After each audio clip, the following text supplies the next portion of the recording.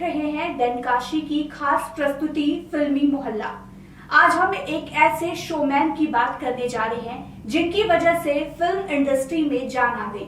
वो एक ऐसे कलाकार थे जिनको हर छोटी बड़ी उम्र के लोग भी पसंद करते हैं, क्योंकि उनकी फिल्मों में वो तड़का और इमोशन था जो कि हर किसी को अपनी तरफ खींच लाता था।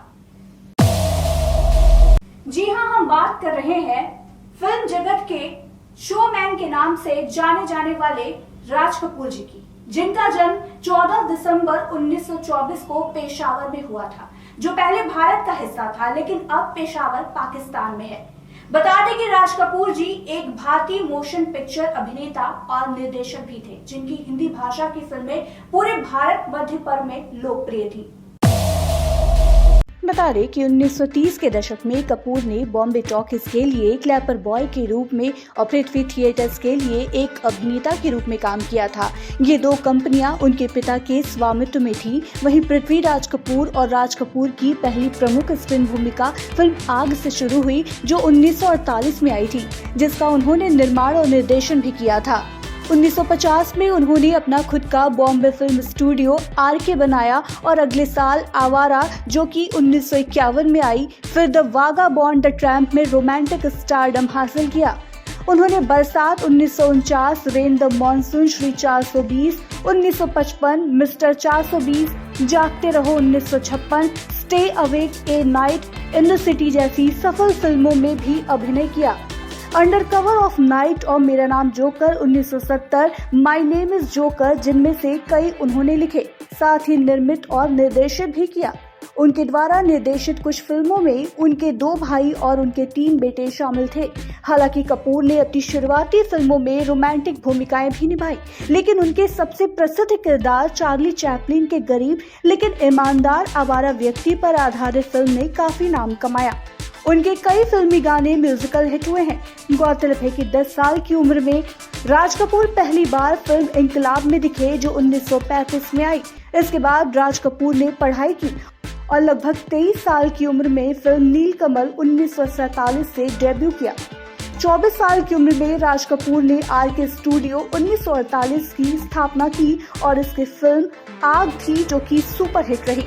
बता दें कि 2 मई 1988 को एक पुरस्कार समारोह के दौरान, जिसमें उन्हें भारतीय फिल्म उद्योग का सर्वोच्च सम्मान मिला, जिसमें कपूर को तीव्र अस्थमा का दौरा पड़ा और वे बेहोश हो गए थे। वहीं 1 महीने बाद उनकी मृत्यु हो गई। बता दें कि सन 1952 में नायक के रूप में राज कपूर की 4 फिल्में प्रदर्शित हुई। अंबर, अनहोनी, बेवफा और आशियाना, इन चारों में ही उनकी नायिका नरगिस थी। इतना ही नहीं, सन 51 से 56 के बीच राज कपूर की जितनी भी फिल्में आई, उनमें नरगिस ही उनकी नायिका रही। ये भी अपने आप में एक रिकॉर्ड है। वहीं उस वर्ष की जयंत देसाई निर्देशित अंबर सबसे सफल फिल्मों में से थी और ख्वाजा अहमद अब्बास निर्देशित अनहोनी सबसे असफल थी। वहीं एम.एल. आनंद के निर्देशन में बनी बेवफा उस जमाने की एक महत्वपूर्ण फिल्म थी, जिसमें राज नरगिस के साथ अशोक कुमार भी थे। बता दें कि अशोक कुमार ने बेवफा में एक भावुक चित्रकार की भूमिका में मर्मस्पर्शी अभिनय किया था। बता दें कि राज कपूर भारतीय सिनेमा के एक ऐसे कलाकार थे जिनकी तुलना अन्य किसी कलाकार से नहीं की जा सकती है। सिनेमा का कोई भी ऐसा क्षेत्र नहीं है जिसका ज्ञान और अनुभव उन्हें नहीं रहा हो। सिनेमा उनमें बसता था और वे खुद सिनेमा को जीते थे। यही कारण है कि वे एक मिसाल बन गए। वहीं उनकी कामयाबी और ऊंचाई तक कोई भी पहुंच नहीं पाया है। उन्हें अपने अभिनय के लिए 10 सर्वश्रेष्ठ अभिनेताओं में से एक माना गया है। उन्हें सदी के सर्वश्रेष्ठ निर्देशक और सदी के सर्वश्रेष्ठ शोमैन का सम्मान भी प्रदान किया गया। उन्हें सिनेमा का सबसे बड़ा शोमैन माना जाता है, लेकिन इसका अर्थ ये कदापि नहीं है कि वे सिर्फ व्यावसायिक फिल्में ही बनाते थे।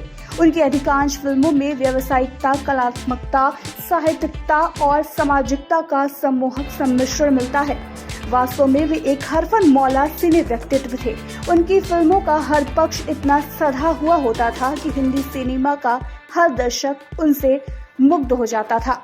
ये हिंदी और भारतीय सिनेमा के वैसे पहले व्यक्ति थे जिन्होंने उसे एक विश्व मंच प्रदान किया। नायक तो सिनेमा के क्षेत्र में बहुत से हुए, पर राज जैसे नायक सदियों में से एक ही होता है।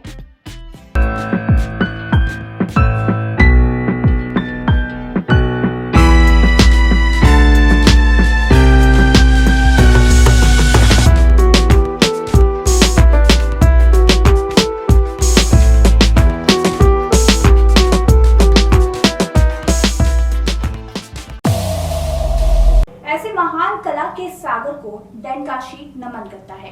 हमें उम्मीद है कि हमारा ये प्रोग्राम आपको पसंद आया होगा। तो ऐसे ही तमाम सिने जगत कलाकारों के बारे में जानने के लिए हमें उत्साहवर्धन करें। अब दीजिए इजाजत, मिलते हैं फिर नए किसी कहानियों के साथ फिल्मी मोहल्ला में। नमस्कार।